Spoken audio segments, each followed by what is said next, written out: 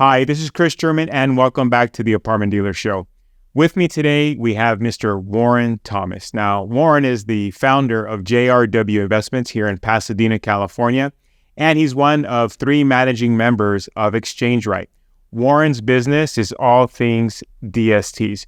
And in today's interview, we're going to walk through, if you're hearing about these type of alternative investments for the first time, what is a DST, what's involved, who's a likely candidate of an investor who it would look to invest in a DST, and what are the pros and cons, and what's Warren's take on the market as he sees it, as he and his company invest all throughout the nation, I think nearly in every state as it is now, and to give a sense of what is it that he's seeing as a real estate investor and as an individual who is managing a huge portfolio of investment properties. Now, we are a little over 2.5 weeks away from our apartment owners educational luncheon, where Warren is among the speakers that we'll have for you.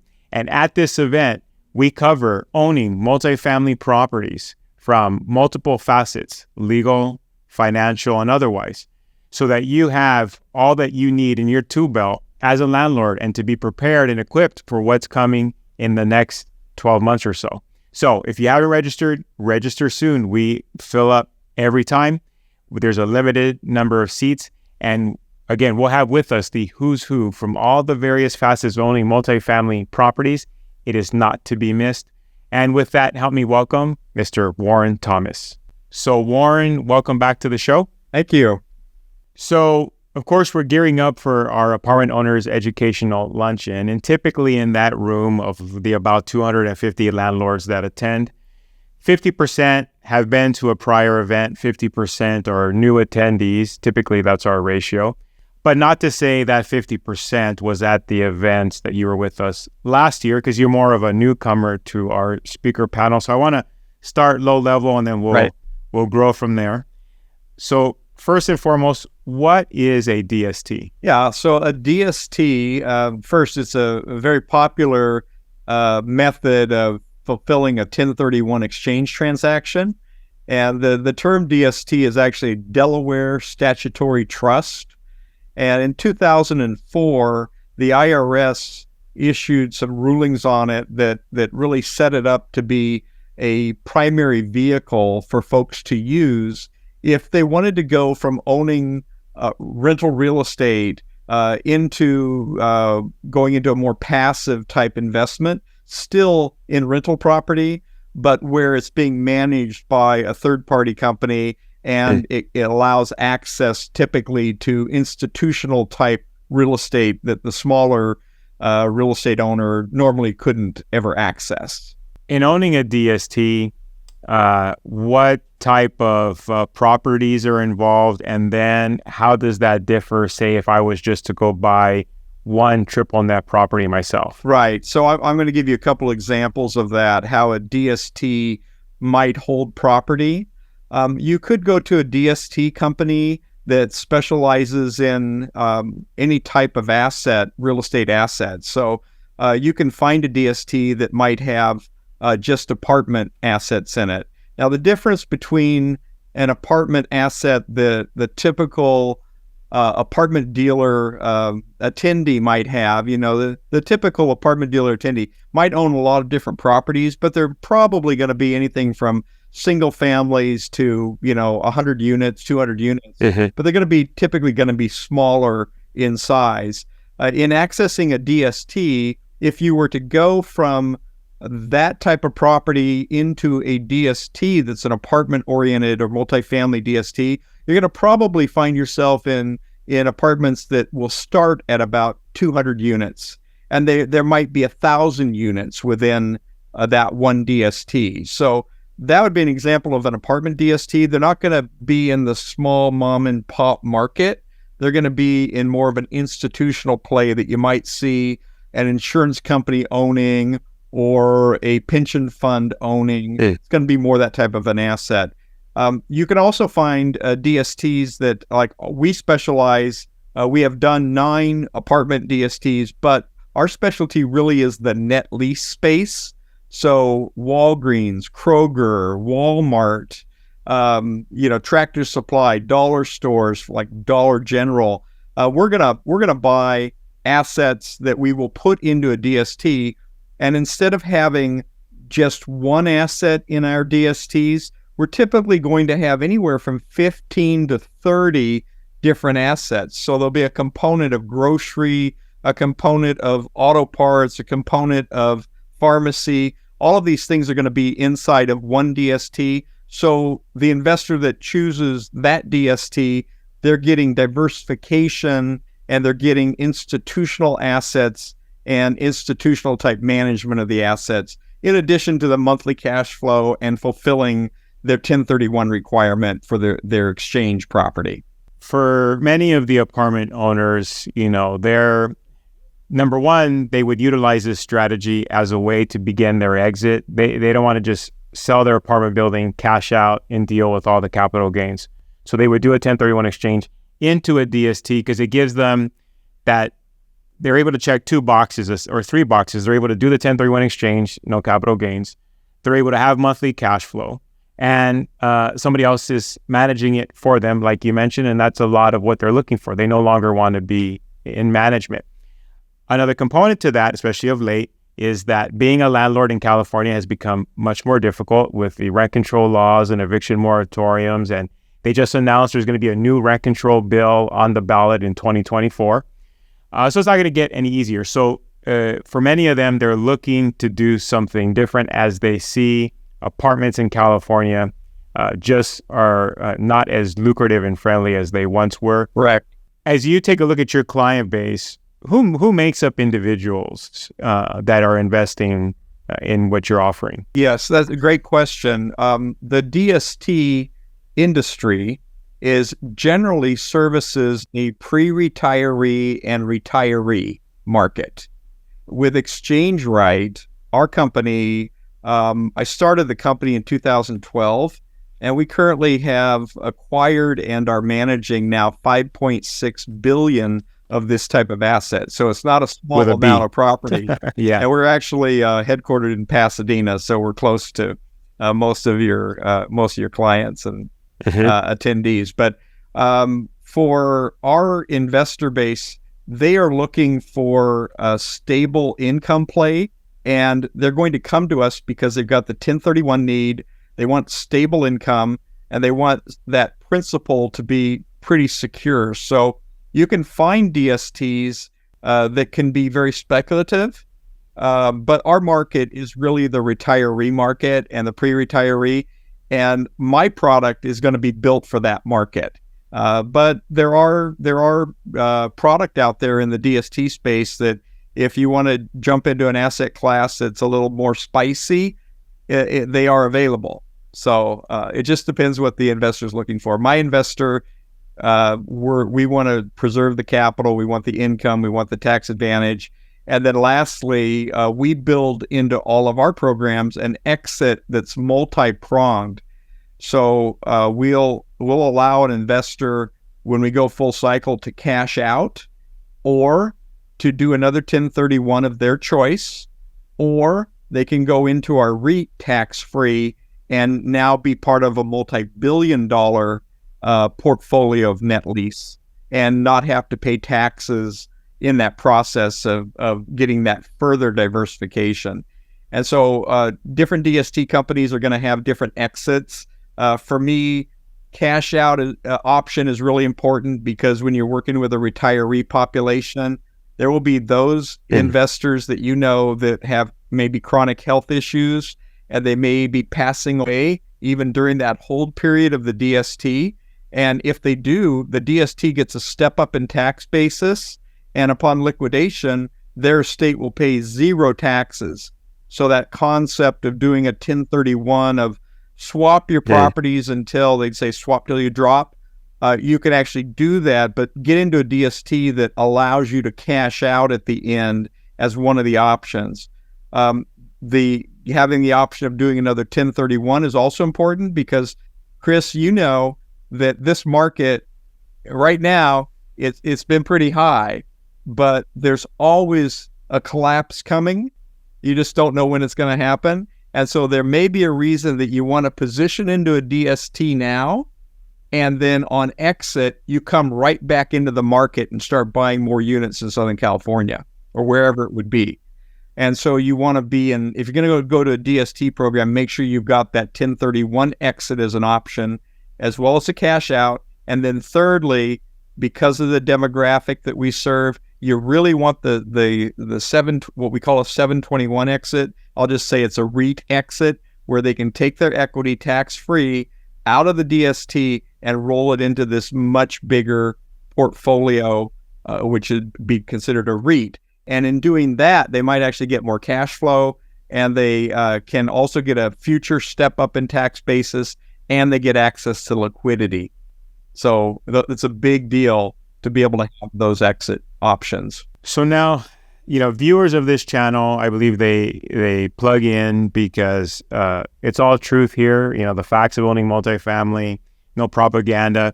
And our educational event is exactly that. We're sharing with the attendees what's happening in the market. Each individual speaker is speaking to, say, the pros and cons of whatever it is that they're involved in. So let's address maybe one of the challenges that I've heard when it comes to triple nets and DSTs. Okay. And that's the movement of interest rates versus cap rates. Correct. So for my market, cap rates. Cap rates have been operating below interest rates for some time, but that spread wasn't all that wide. Where we are today and what has caused the change in the direction of the market is that the spread between the interest rate and, say, the average cap rate can easily be 1.5 to 2 points today, depending on what community we're talking about. So in layman's terms, for every dollar that you borrow, you're losing money on the debt. And so that, in turn, has chopped the multifamily market here locally about 50% of the transactions that we saw last year. Obviously, interest rates have gone up across the board. So in your world, what challenge has interest rates posed to DSTs? How do you hedge against that? Because you're buying a property at a certain cap rate. Obviously, interest rates can move during the term of the hold. What's the answer to that? Yeah, it's a great question, and it's a pretty broad question as well, because depends upon what asset classes you're involved in. I'm going to first say for the listener that is viewing this and they're already considering DSTs, you need to be particularly careful that the DST that you're considering is one that has an asset that's been purchased very recently, because cap rates have moved up. When a cap rate moves up, it means the price has gone down. You can buy cheaper.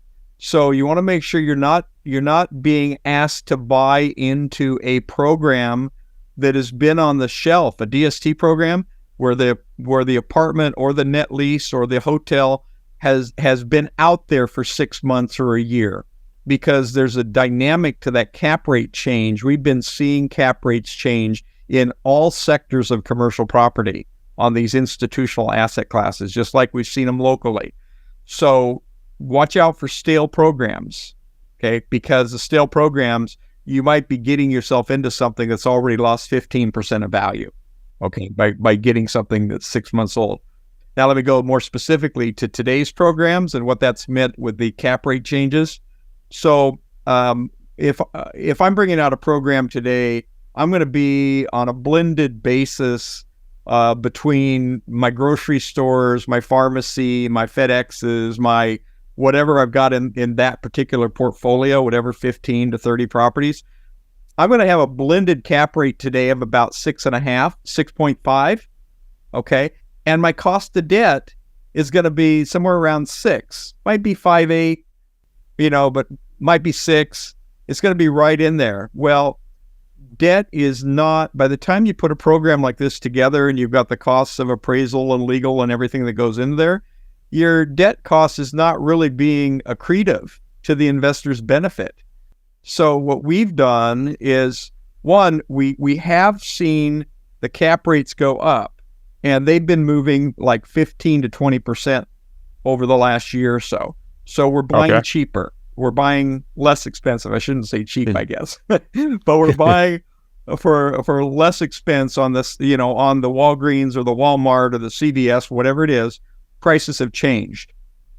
The way that we're building a portfolio now, I'm buying cheaper, should be good in the long run. We're going to be coming out of that at some point, and I'm going to have an asset that didn't cost me as much as it did 2 years ago. On the other hand, I would have used 10-year fixed interest-only financing 2 years ago, because I would have gotten my loans at somewhere from 3.3% interest rate to, say, 3.9%. Mm-hmm. And so every time I bought, even though I was buying at a more expensive price, that debt was accretive, and it was pushing my cash flow to the investors up by at least a percentage point. Okay, so 2 years ago, I would have wanted to use debt, and I would have wanted to lock it in, and I did lock it in for 10-year periods, always fixed, no variable. I haven't believed in variable debt because of what we're going through now. Sure. But you do that, you change your structure a little bit. So where I was at 52 to 54% debt 2, 3, 4 years ago, now I'm trying to come in at 40% debt, because I don't want to use debt aggressively. It's not accretive, but it is necessary if you have someone in the audience here that is selling an apartment or property and they had debt on the property, they need to replace the debt in the 1031 exchange. They can't just take their cash and put it into a 1031 and forget about their old debt on their old property. They have to replace the debt too. Otherwise, if they don't replace the debt, that becomes taxable boot, and it's going to cause them a tax bill. So we use debt. We've just changed the way that it's structured and how much we use. Now, since your company owns assets pretty much in every state in the country, and a lot of them, I know you mentioned a moment ago that while multifamily isn't, say, your focus, you have experience in it. So I know you keep your ears to the ground, and if an opportunity were to arise, of course, you're open to it. So given your experience here with all the different asset classes across the country, what's your take on the market today versus if we would have been having this conversation last summer? Yes. Well, of course, last summer was the beginning of the challenges. So you were dead on when you're talking about interest rates.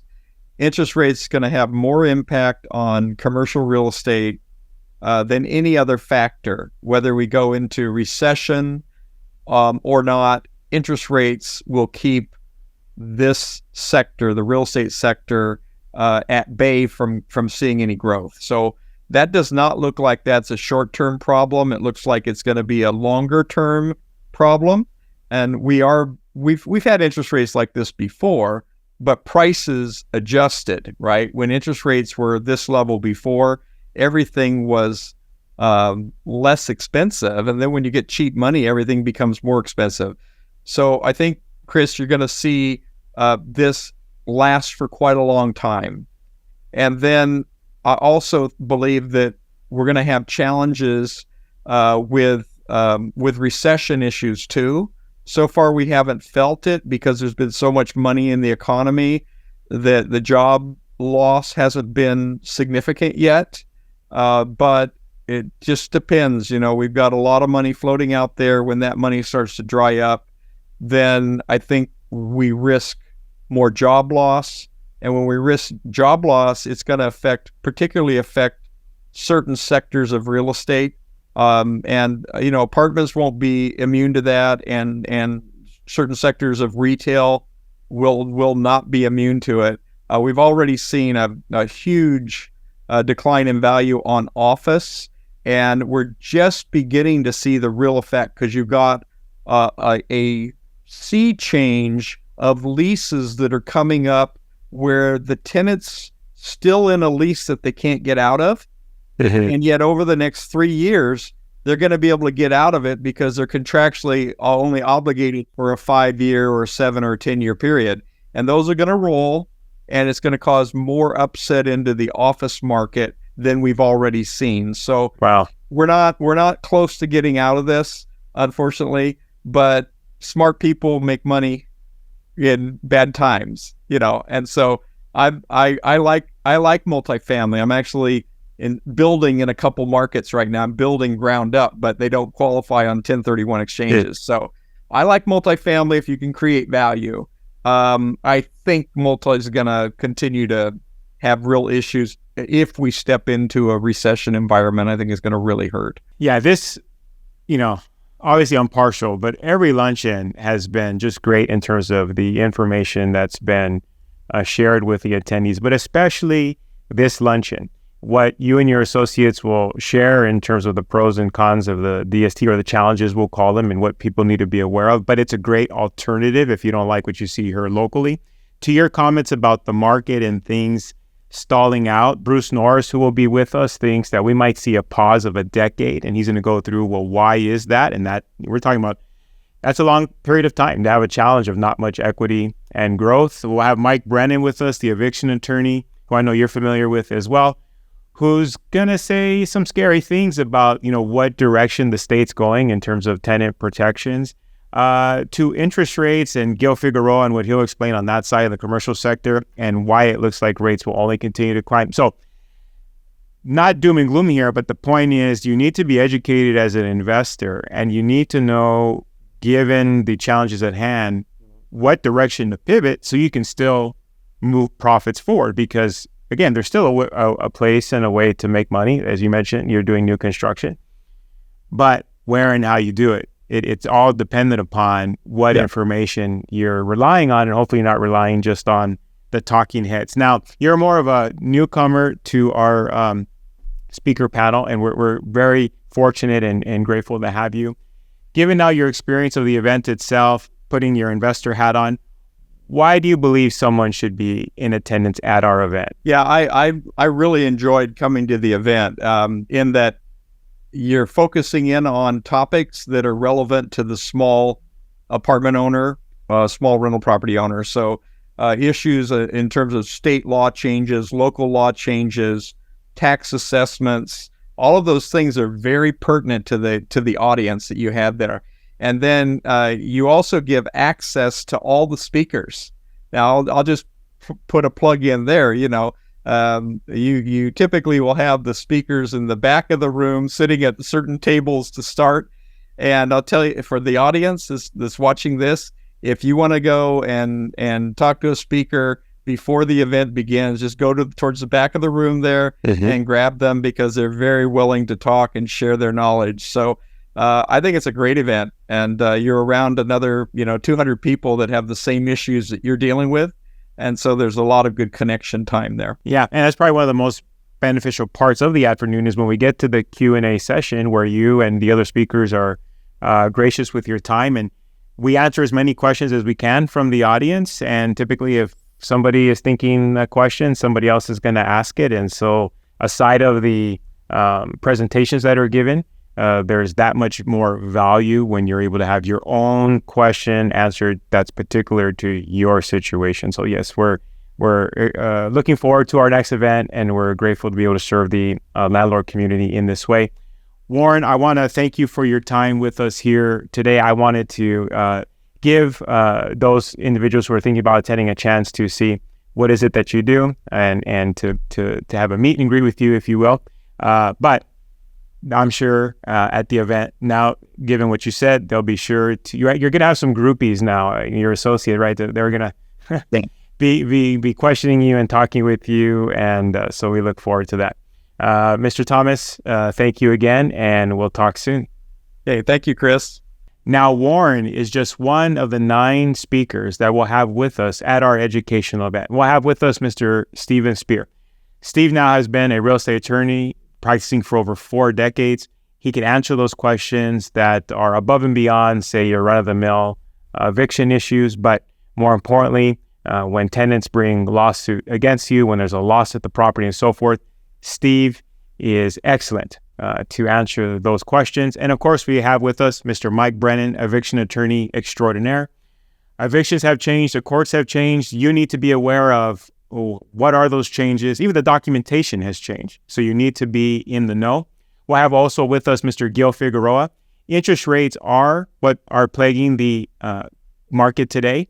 Gil will speak to what's going to happen with interest rates in over the course of the next quarter. We'll also have with us Javier Serna of Chase Commercial Capital. Chase, of course, was one of the largest multifamily lenders here over the last decade, and he'll be bringing his perspective on what is it that Chase sees about our local market here when it comes to financing. We'll have with us Mr. Bruce Norris.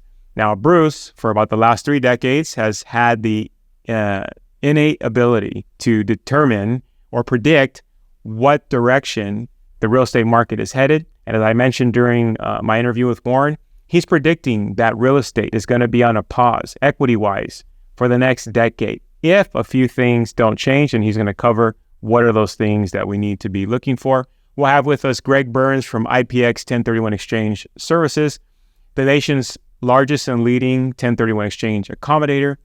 What can he tell us in terms of his vantage point of the volume that's in transition of exchange, what asset class is selling, what's being bought, where's the money headed, is it in California, is it going elsewhere?